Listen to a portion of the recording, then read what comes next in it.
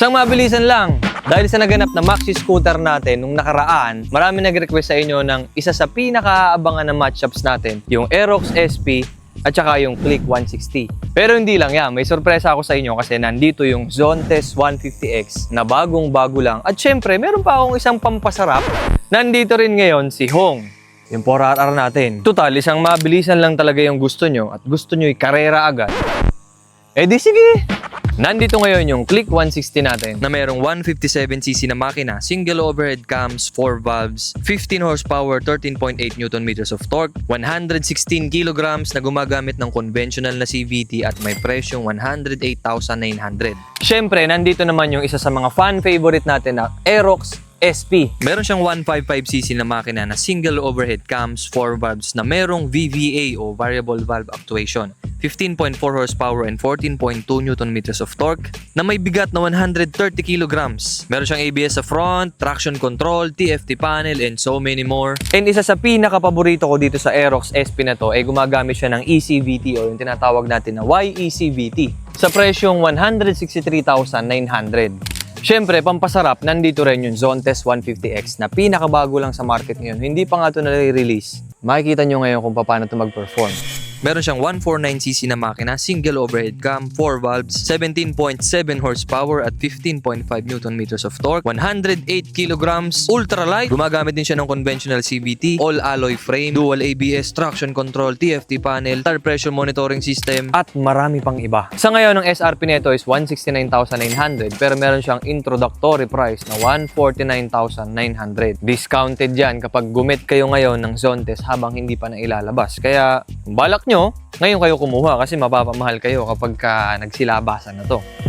Magtataka kayo bakit dito merong 4RR at saka meron ding Zontes 150X. Isang mabilisan lang guys kasi syempre, pampasarap yung mga yan. Unang-una si Hong, syempre tetestingin natin kung kaya natin na i-maximize yung 400 meters. Tetestingin natin kasi alam nyo naman yung mga series natin, sinasabi ko sa inyo. Tinatapos lang natin yung mga small bikes natin. Darating din tayo sa mga big bike category naman natin. So ngayon, tetestingin namin si Hong kung safe pa ba yung braking distance. Feeling ko okay naman. Pero syempre, para masigurado natin, tetestingin natin sa racetrack. On the other hand, ito namang si Zontes 150X. Nandito naman to kasi sobrang dami nyo naku-curious sa lahat ng platforms. Tinatanong nyo kung kumusta mag-perform ang Zontes na to. Kaya tetestingin natin, syempre. Pero kailangan muna nating isettle yung unfinished business between Aerox SP and Click 160. Sobrang dami nyo nagre-request na to kasi curious kayo kung ano ipapakita ni Aerox SP versus yung defending champion natin ng 150-160cc na maxi scooter, yung Click 160. Advantage ni Aerox kay Click 160, naka-YECVT to o yung tinatawag natin na ECVT, kaya mamamaximize niya yung power delivery niya all throughout the RPM range. Ito namang Click 160, ang advantage naman niya, simply mas magaan siya kumpara dun sa Aerox ng ilang kilo. Kasi yung Aerox 130 kilos, ito naman 116 kilos lang. Plus,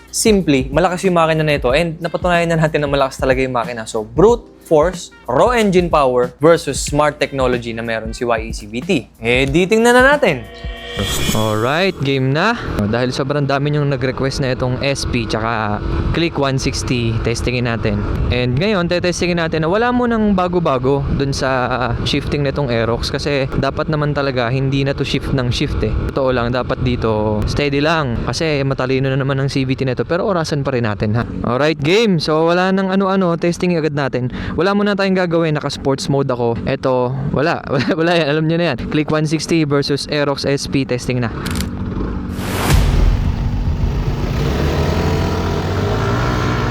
Yan, sabay.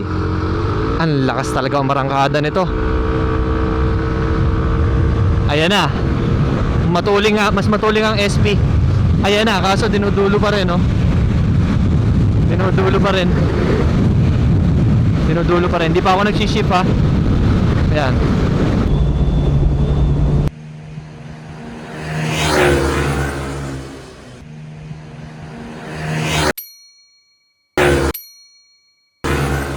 Wala muna tayo shifting. 105. 105, wala pa ako shifting mamaya testing uli natin.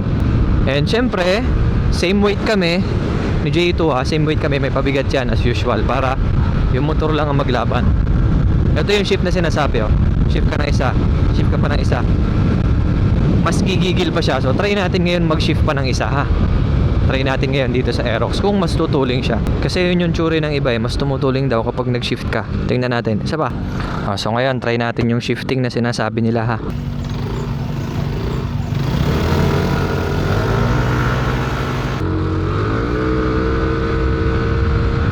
Yan, nag-shift na ako 2 beses. Tingnan natin. Dumudulo talaga shift pa ako ng touring. Yun yung ano nila, payo nila. Ayan, wala pa rin. Tingnan natin kung mas tumuling ako sa speed.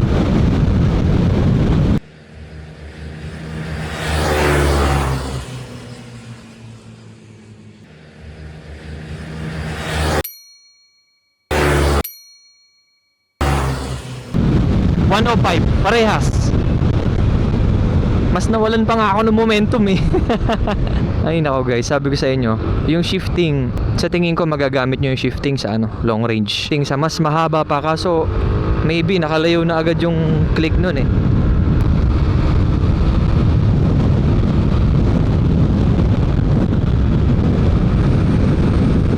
Diba? Pag kasi usapang drag race, hindi pwedeng mawalan ka ng momentum. Kaya yung shifting hindi talaga uubra. Tingnan natin yung oras ha.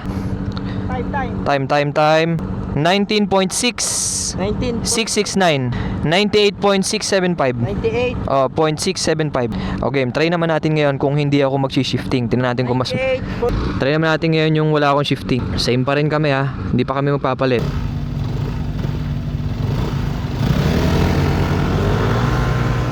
Yan, nauna pa akong konti. Pero sige, laban natin. Hindi ako magsi-shifting. Tingnan natin kung ano mas mabilis. May shifting o wala. Dinudulo talaga ako. Ayan ah. Lumalayo pa yung click eh.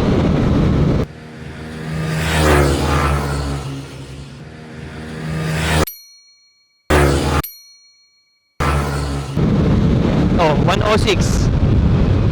Diba, alam niyo yun, marginal lang naman yung kaibahan nila. Marginal lang, 105, 106, marginal lang. Pero malaking factor yung pag nawawalan kayo ng momentum. Pero iba umarangkada talaga, lalo na tong SP. Yung pabigat mo, nasaan? Pakita mo yung pabigat mo. Oh, ayun yung pabigat ni J2. Oh, basta ito yung pabigat guys. Oh. Mayroon yung weights. Makita ko sa inyo. Ayun, basta nandun sa loob. May weights yan. Ayan. Tinimbang na namin yan. Sakto ang timbang namin. Pareho kaming rider ng timbang. So, yung motor lang ang maglalaban. So, ngayon mag-swap tayo. Tingnan natin. To, ikaw bahala kung mag-shifting ka o ano. Pag ikinilik mo yan. Ayan, touring, tsaka sport. Ito yung shifting. Ramdam mo yan, magigigil. Tignan nyo ha. Nauna pa siya umarangkada. Pero, ayan na. Dinudulo talaga ng click. Nauna pa siya yan. Iba talaga ang click 160. Mas matuling talaga siya kaysa sa Aerox. Well, given na mas mabigat si Aerox, plus simply mas malakas makina ni click. Check ko yung oras ko. Oras! Okay. Eto, tinan nyo. Oras ng click yan. Hindi, Aerox 19.810 99.730 730 7-3. Oh, okay game. Click naman ako. Si J2 naman sa Aerox. Okay, ikaw bahala kung anong cambio gusto mo.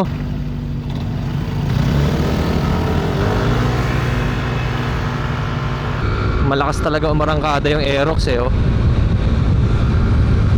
Ayan, diretso yung click.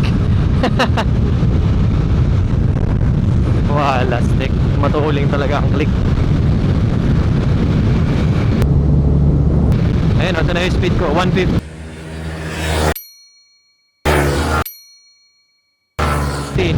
116. Naalala ko dati nag 120 pa nga to dito eh. And by the way guys, chinek namin yung oras. Mas maganda pa oras ko nung hindi ako nag-shift. See? Mas maganda pa yung top speed ko nung hindi ako nag-shift. Marginal lang siya pero you got the point. Hindi siya masyadong malaking difference kung mag-shift ka, lalong lalo na sa drag race. Napaka-importante niyang momentum sa drag race. Tapos aalisin mo kasi mag-shift ka, 'di ba? Hayaan mo yung YECVT kasi matalino naman na yung YECVT niyan. 19.459. 19.459. Pareho kami ni J2 oh. 105.934. 0.934. Try natin, last round.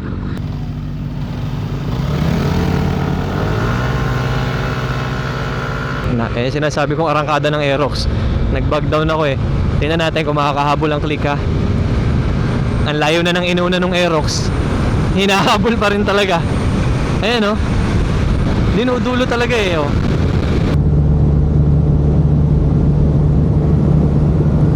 Lakas dumulo ng click.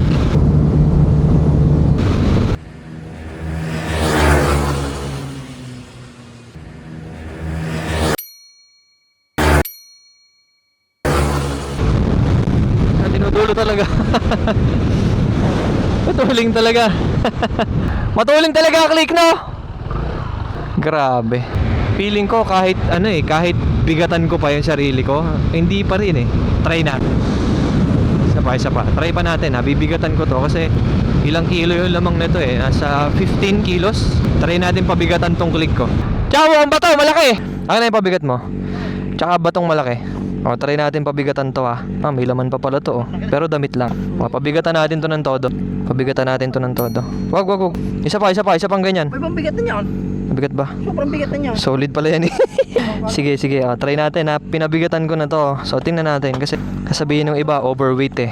O, try natin. Malapit-lapit na to. Siguro mga nasa approximately 14 kilos na yun. Or 15 ha? O, kunin mo rin si Jay. Game ha, mabigat na ako.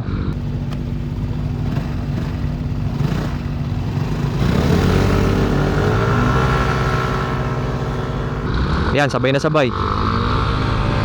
Ayan, lakas talaga marangkada ng SP. Tingnan natin kung makakahabol pa ako ha, despite the bigat. Well, medyo hirap-hirap siyang humabol ngayon. Pero dumudulo pa rin talaga. Kaya na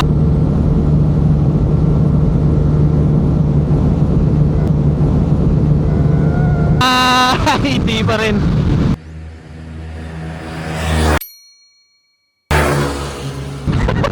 Dumulo pa rin. Dumulo pa rin yung click eh. Mabigat na to. Okay, sige. Sounds interesting. Mabigat pa rin to pero kaya pa rin niya eh. Tatalunin pa rin. Kita nyo naman kung paano dumulo eh. Sa speed, definitely panalo talaga si Click. Definitely panalo talaga si Click kay Aerox. Try natin si Hong. Tuling talaga Click eh. Try natin to si Hong.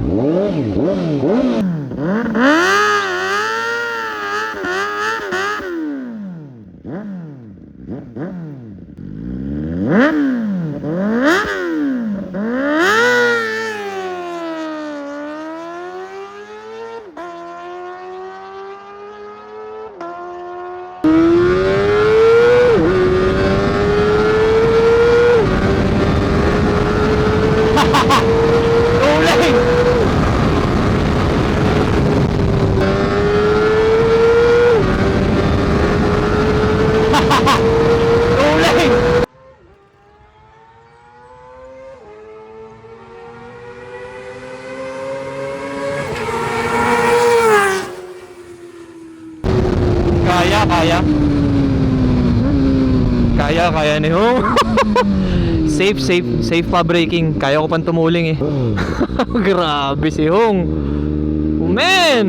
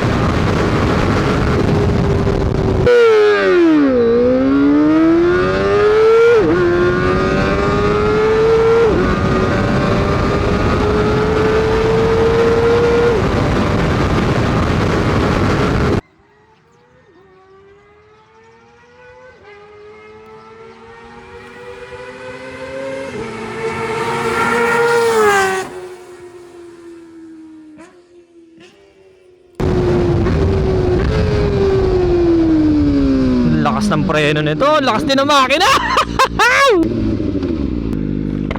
Oras. Bababa RPM mo pagka ganyan mo. Walang iya. 13 tsaka 12. 13.127. 171. 171. Oh, 171. 12.971. 17. To, safe pa naman ang braking. Alalayan mo lang sa fronta. Dadapayan ng konti pagka mabilis ka. Okay lang yun. Tigasan mo lang kamay mo.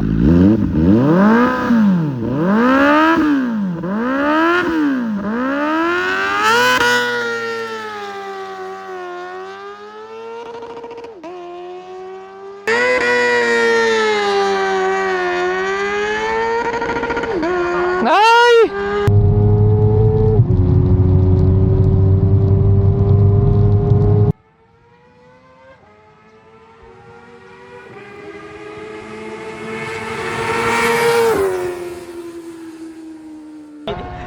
Rider, sanay sa rider. Limit eh. Sanay sa rider. Sarap ng tunog, ano? Ang sarap nga sa tayo potato yan. Sige, paisay mo pa. Isa pa! Isa pa, sige! Huwag kang pipisahan ng clutch! Sungkitan mo!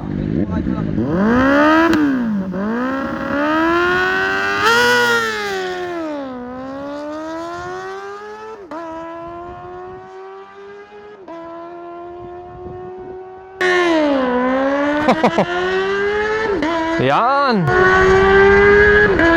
Yan!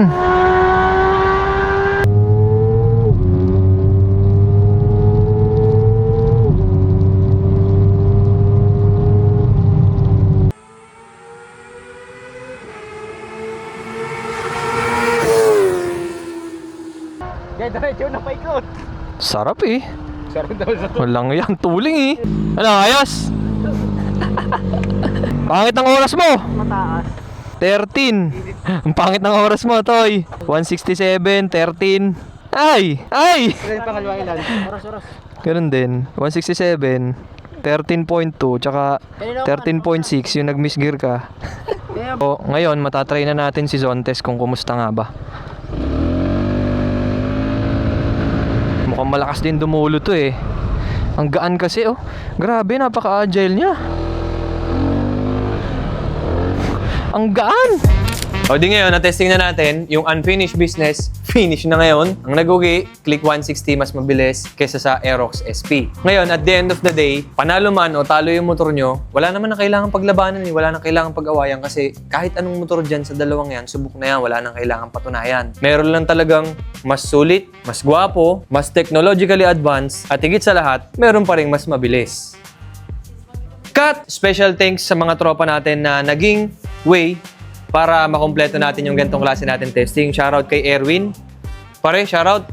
Yan, shoutout kay paring Erwin. Pare, salamat ulit. Maraming salamat. From Batangas City pa yan, tropa natin na yan. Shoutout din sa tropa natin, syempre kay Christian. Yan, paring Chano, shoutout sa'yo. Kanya tong Click 160 na to. Ito rin yung ginamit natin nung part 1 natin. And sa ngayon, siya pa rin yung defending champion natin pagdating sa 150, 160cc category ng mga scooter.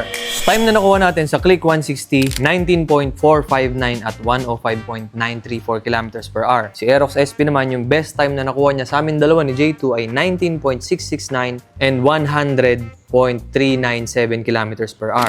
So kung nagustuhan niyo yung video, feel free to like and subscribe kasi malaking tulong yan para sa channel para makapag-execute pa tayo ng mga ganitong klase ng testing. Kita-kits sa next season.